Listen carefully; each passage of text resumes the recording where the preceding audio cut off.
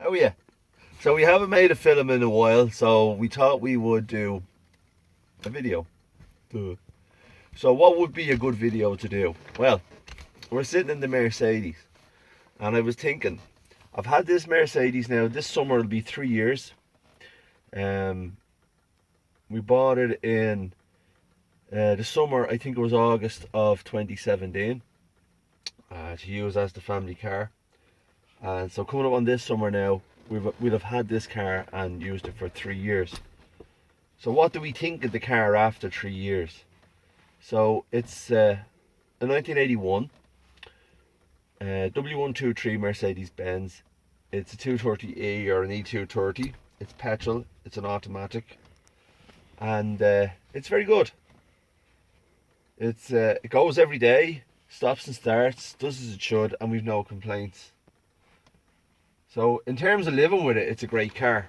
Things we've had to do, well, over the course of time since owning the car, just under 3 years, I've had to recondition the alternator. I've changed the water pump, new radiator, and the usual stuff. I think I've carried out 2 services: fuel pump, no, not fuel pump, sorry, fuel filter, and oil filter, and of course air filter. The normal stuff, which videos you can see on the YouTube channel anyway of me doing those jobs. But other than that, it's a grand car. So more recently what happened was I became a bit fed up with it in summer of last year, and I was getting a bit fed up with it. I suppose you just get tired of things. And what happened was I stopped using the car. And I think, yeah, cars are funny. They're like, if you don't use them, they kind of they get annoyed with you. And the car decided to give up on me. So what happened was the ignition amplification unit gave up. So you can turn the car over and turn her over, it's not going to start.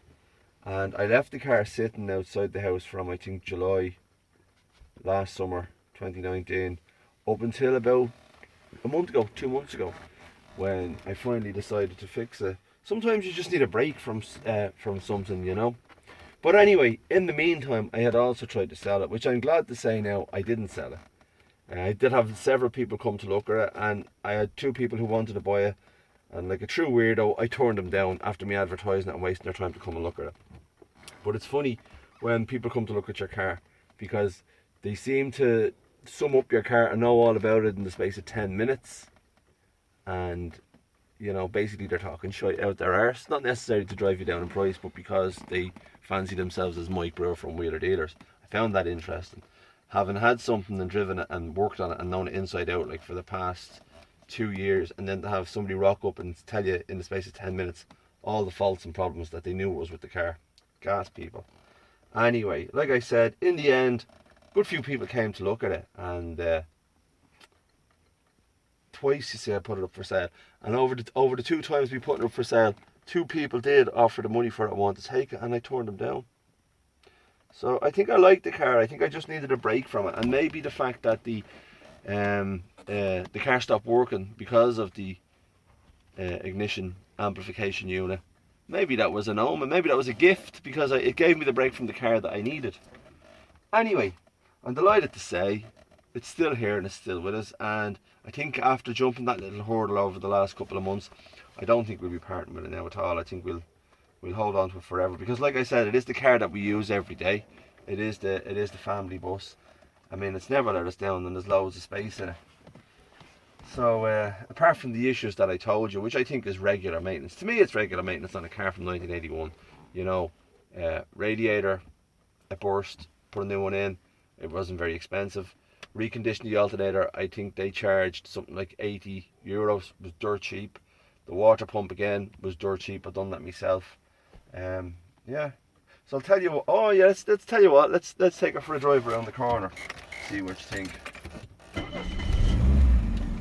She starts first time. Great. Now, while we're doing this, today is today is the 4th of March, and it's one of the first warmest days we've had in a long time. So this fella here hasn't been opened since since last summer, and I'm a bit nervous about opening it.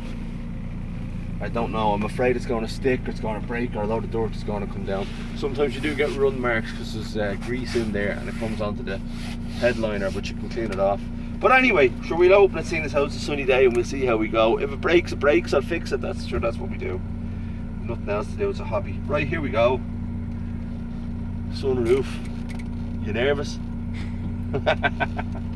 Josh is not nervous, he doesn't give a shite. 3, 2, 1. She might stick a bit. Oh! Oh! She's just stuck. She always stuck a little bit, she just needs a bit of grease on the rails. But, well, it didn't stick and it didn't break, and it's open, so that's a plus. Pause her there, Josh, and we'll take her out and we'll go for a drive. So, we'll take her for a little spin. Just recently on the, I don't know what mileage was on the car when we got it. Can't remember. I think I logged it in a video somewhere on YouTube. But at the minute, she's gone over 100,000 miles. So I don't know the correct way to say it. Is, what would you say, 100,000 miles, 745? Would that be right? I don't know, here's one of the lads. This is a fella I work with. Anyway, yeah, so there's over 100,000 miles on the car, and it's still not a bother to it. It's still running lovely and nice and smooth, as you can see in the drive. There's me dice, it's me Vegas dice, they're me lucky dice. And this here, in case you've never seen her before, is Nuala the Hula. See Nuala the Hula? She sits up there dancing all the time. She was given to us by good friends Tom Morley and Val Morley from I think it was Barrow-in-Furness. Whoa, Barrow-in-Furness. Lovely Eurobox there, nearly tried to kill us. Anyway, yeah, it runs lovely and smooth, as you can see. The return on the mileage, well, it could be better. You get something like yeah,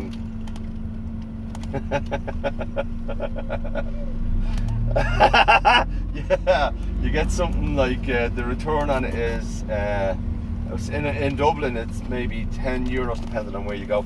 €10 will get you 7.5 litres of petrol, and in this car, return wise for mileage, 7.5 litres will give you a return of about 25 miles. Luckily I live right beside where I work, so I don't have a massive commute, but that doesn't mean that I don't drive the car long distances. I do. Like I said, it's the family bus. As you can see though, it's so simple. One stick on the right, a lovely big steering wheel, and an automatic gearbox. One pedal makes it go, one pedal makes it stop. One handbrake up on the dash there keeps it nice and solid.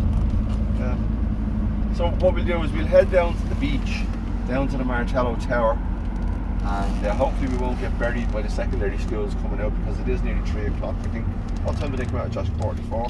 Yeah. And I'll show you, give you a little look around the car and show you, in fairness, the 3 years has taken its toll on the body, and I'm delighted to say at some stage or another the car is going to go for a respray. That's a whole other barrel of monkeys, because there's a bit of an argument going on at the minute between me and the other half over what colour to spray it. The car's original colour is China Blue, and yeah, I know if you're a purist and I'm a purist, the car should stay China Blue, but I've always had this thing about yellow, and I've always wanted to own a yellow W123, so I am seriously thinking about changing the colour. But the issue with changing the colour is the interior. You see, this interior is not going to be the correct interior for a yellow W123, and I don't fancy changing the interior because I think it'll be costly, and the effort of finding the correct interior is just going to be a nightmare and costly. Anyway, let's head on down here and we'll jump out, and I'll give you a quick walk around to the car and show you how she's getting on and what needs to be done. You can stop there for a minute, Josh. Is it on? Yeah. Well, I'm honest. You can't say that I'm not honest, and I've always been honest when it comes to cars and stuff, so I'll tell you what's up to happening. Just as we stopped filming there a second ago, we turned onto the beautiful beach here, Martello Tower, and I was going to show you around the outside of the car, and just as we come through the tunnel there's a massive scraping sound, and I was about to tell you the exhaust wasn't the best, and I know me heart to hearts now that the hanger is not after breaking because I put new hangers onto it. The exhaust is after snapping in half. and it's scraping on the ground. So, and the worst part is I'm not even wearing my belt today. Strap it back up. Knock her off for me, Josh. Well, this is epic. The entire exhaust, can you see that, has broken at the back of the back box. It's completely come away. Hangers are still intact. My exhaust is on the ground, so I'm going to have to slide under there and try and strap that up to something just to get me home. Can you believe that? Isn't that ironic? Making me video living with a Mercedes 3 years on. Holy God. Isn't that ironic? The exhaust is completely snapped right at the back box, and I've not got a belt on, and Josh has not got a belt on. I have a phone charging cable from my Samsung in the glove box. I thought there was something in the boot, lovely big boot, but there's nothing in the boot. Luckily we're only like 2 minutes from the house, so we're going to tie it up with the cable. I'll just show you with the light on where we're at and what's happened. I think it's ironic that we came out to make a video. Can you see it? I put it back up, but it's completely gone at the back of the box here. You can see here, it's gone. It must have, I mean, I knew it had gone, but I didn't think it was fully gone. So we're going to strap that up with the cable. Huh? Living with a Mercedes-Benz W123 gas. Only have to put in the new fuel filter in and the pump. And the new pipe work was redone. Anyway, I'm going to strap it up with this cable. So we have to get back up the road. Probably melt. Here, Josh, knock that out for a second. Well, we fixed it. And I'll show you. The moral of the story is always wear your belt before you leave the house. Having said that, thank God for a little bit of modern technology. We've managed to get a USB cable on it to hold it up, but like I said, we only live down the road, so we'll be alright, it'll get us home. So there you go. I don't know what to say about that really. It's funny, isn't it? So, seeing as how we're here and the exhaust is strapped up with a USB cable, sure I may as well show you the other stuff. I took my Dublin top off because I didn't want to wreck it lying on the ground. Anyway, so come around and I'll show you. So over a period of 3 years, certain things happen, alright, and one of the gas ones that happened was I crashed the car into a pillar here in an underground car park, as you can see down here, and that was bad enough, and we got another rubber trim and we got it fixed. What I thought was really funny was a month later my son, second eldest if you like, was parking the car in the garden and he crashed it again in exactly the same spot. So I don't know what that's supposed to mean. As you can see, come around the car, Josh, you can see the boot is lovely and huge, so you have loads of room for whatever you're throwing there for the family. Grand job. And then if you come around here, sadly you can see the paintwork is a little bit faded, but I mean you can bring that back up with a bit of buffing and a bit of T-cut, but she is going to get a respray. Oh, and the new exhaust now. But you can see here the signs of rust are starting to show. One of the things that really kind of made me laugh is when people came to look at this car when they were going to buy it, but they all immediately went for the arches and they were like, oh, the arches are gone, the arches are not gone. Alright, as you can see, it's surface rust, it's a bit of bubbling, the arches are solid. People are gassed, another bit of rust there, but you're going to get rust on a car this old anyway. You can see here, taking the paintwork away, but you can see that the arches are solid. Oh, I put 4 new tyres on her as well about a year or so ago. Look, solid. The only thing that I will say probably is going to be a problem with this car is the front valve number here. That is fairly mouldy, and I don't know what's going to happen there because I know they're not easy to come by. I would like to replace that because it is fairly gone. Now, the engine, let's show you.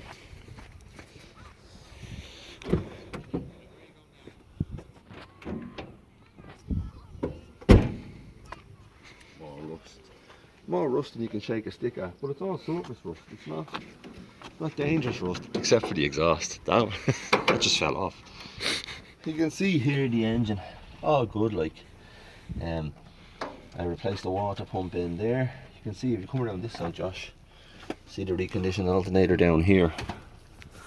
You can see that was great. Like, they cleaned that up and all, and sent it back to me like brand new. I think they only charged something like €80. Place down in Baldoyle in Dublin. Fantastic. The water pump I done myself with the help of Ben on the phone.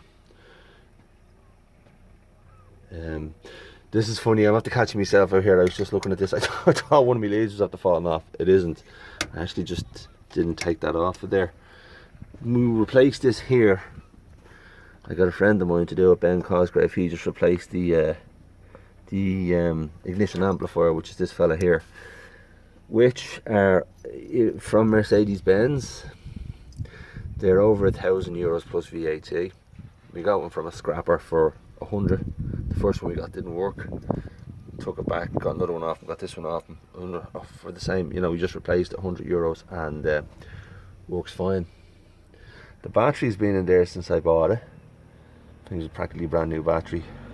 And we replaced the dizzy cap and the dizzy arm, the dizzy cap and the rotor arm. Yeah, she's a fairly solid car. I've no complaints. Like, I don't know how many miles we've put up on it in the 3 years, but like I said, it gets used every day. So she's a grand wagon. If you're thinking about buying one, I definitely think you should. I would definitely say 100% yes. It is a great car to buy. It is a great car to drive and own. It's better than driving a Eurobox any day of the week. Euroboxes just don't appeal to me at all. I think they're fucking dreadful things, pardon the French. In the back I still have the original first aid kit from 1981. And everything still works. Complete with falling off exhaust. So, at least I have something to do now. Replace the exhaust. She was blown anyway. Another thing about these cars is the boot. The boot is huge, which is fantastic. You'd be amazed how many bodies you can get in there. Deadly biscuits. Let's jump in the car and hope the old exhaust holds and head back to the house. Well, lucky me, I found a packet of wet wipes in the car. I think if you've got an old car, it's a mandatory must. Two things. Always wear your belt in case you need to strap something up, which I didn't. And always have some wet wipes in the car, which I did just by chance.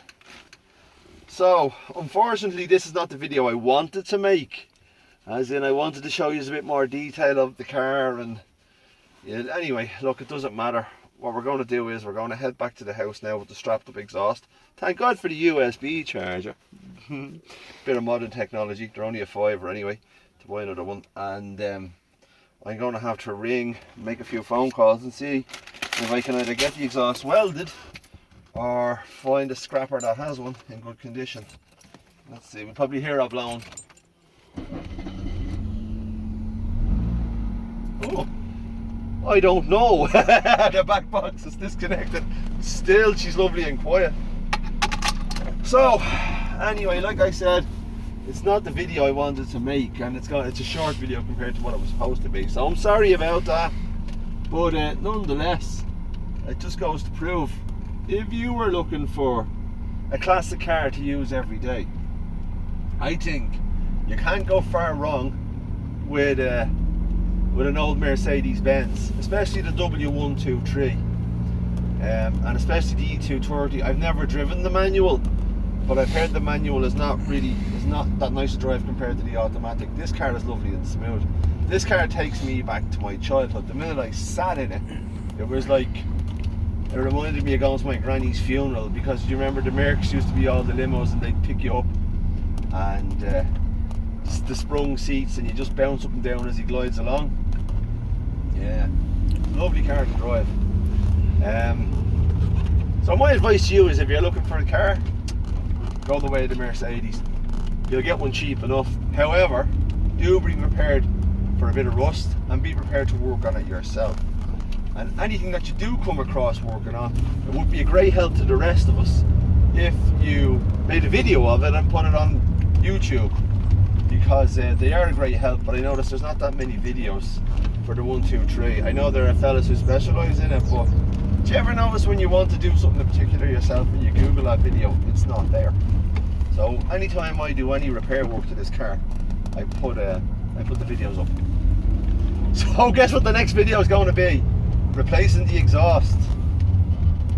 So far so good. She's holding nice and smooth anyway. We're all good. Another thing about this car is, I'll say to you, central locking.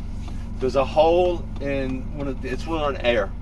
So the locks all work on air, and unfortunately there's a hole in one of the pipes which is letting the air out. So they don't lock down. So before you knock the engine out, you got to lock your doors down, then jump out and key lock it. If you want, there's another classic car. Just look, what's it called? A Schmidt or an SI? I can't think of the name of it. It's an Irish one as well, or is it an Irish one? No, it's not an Irish one. It's got ZV reg.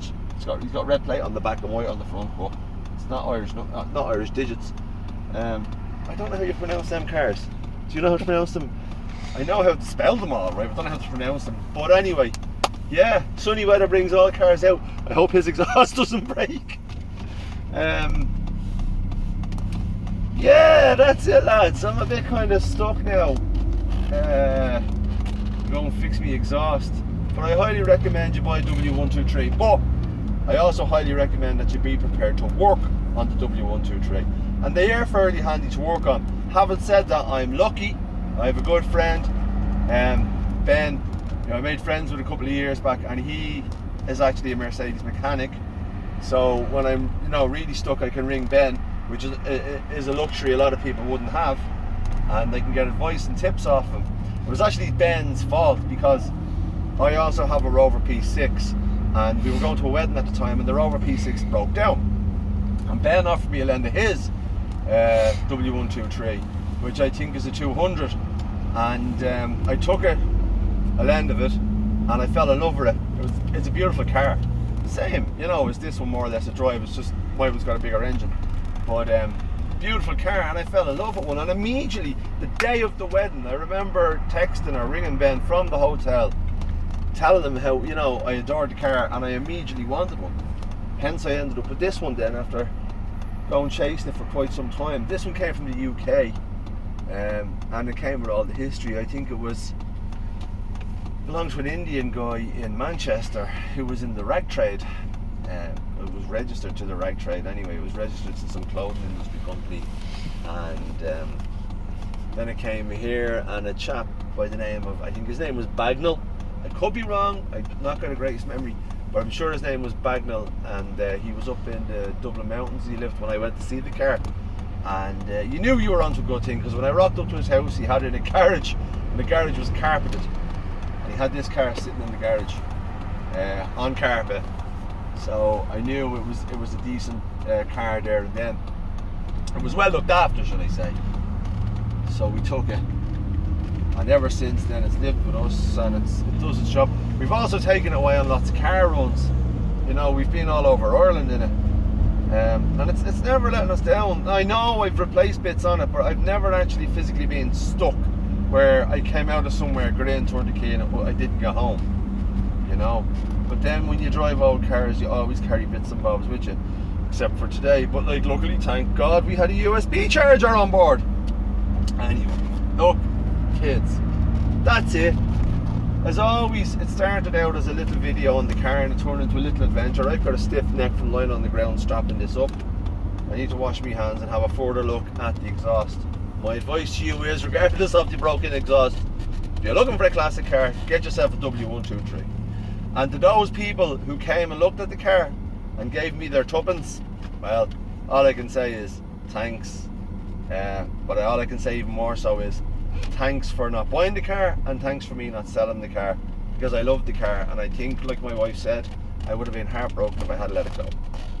So sometimes all you need is just a little bit of a break from things when they've worn you out.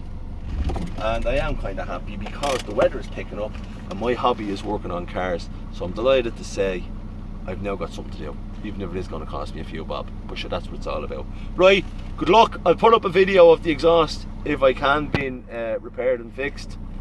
If not, sure, I'll see it when I see it, and if I don't see it through the week, I'll see it through the window. Good luck.